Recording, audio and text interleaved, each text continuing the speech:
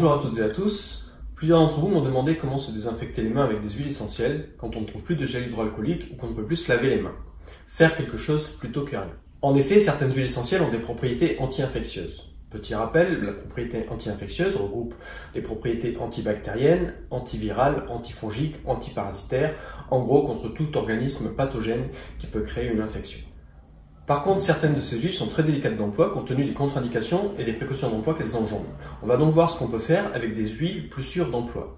Globalement, quand on pense aux propriétés anti-infectieuses des huiles essentielles, on pense à deux familles chimiques, les alcools monoterpéniques et les oxydes. Et certaines études ont même démontré que lorsqu'on combine les deux, l'effet anti-infectieux est un peu plus efficace. On va donc essayer de voir ce qu'on peut faire à partir de ces deux familles. Et d'ailleurs, il y a deux huiles essentielles emblématiques qui contiennent ces deux familles, c'est le tea tree et le ravinsara. J'ai d'ailleurs déjà traité de ce duo d'huiles essentielles dans une vidéo, mais à ce duo, on va rajouter une troisième huile, le laurier noble. Pourquoi rajouter une troisième? Pour trois raisons. La première, c'est que la famille des alcools monoterpéniques contient plusieurs molécules. Et l'expérience a montré que lorsqu'on combine plusieurs molécules d'alcool monoterpénique, l'effet anti-infectieux est beaucoup plus efficace. Ça se comprend facilement puisque l'organisme pathogène doit lutter contre une variété de molécules plutôt qu'une seule. La deuxième raison, c'est que le laurier noble contient également aussi des alcools monoterpéniques, des oxydes, mais aussi d'autres familles chimiques qui sont intéressantes puisque c'est une huile très polyvalente. La troisième raison, c'est pour une raison très pratique qu'on va voir lorsqu'on calculera la dilution. Ces trois huiles forment donc un bon mélange d'alcool monoterpénique et d'oxyde dont le fameux 1,8-cinéol. En plus, ces trois huiles sont relativement sûres d'emploi. Pour faire notre synergie, on utilisera les huiles à part égale, ce qui va rendre le calcul de la dilution plus facile. Choisir une bonne dilution est important. Ça dépendra du public visé. Par exemple, pour des enfants en bas âge, on choisira plutôt une dilution à 10% dans une huile végétale comme le macadamia ou le jojoba pour ne pas avoir les mains trop grasses après. Et c'est là que le fait d'avoir choisi trois huiles va rendre le calcul intéressant. Pourquoi?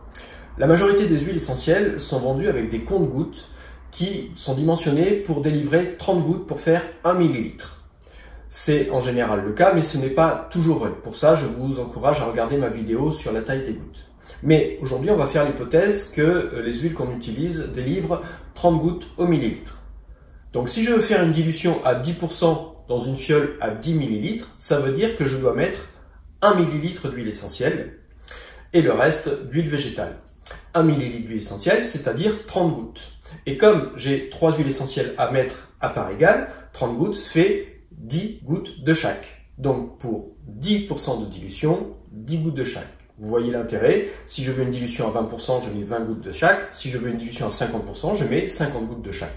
Et je complète ensuite avec l'huile végétale. On peut aller jusqu'à 100%, puisque si on met 100 gouttes de chaque, on obtiendra 10 millilitres. Et là, on aura une dilution à 100%, c'est-à-dire les huiles essentielles pures.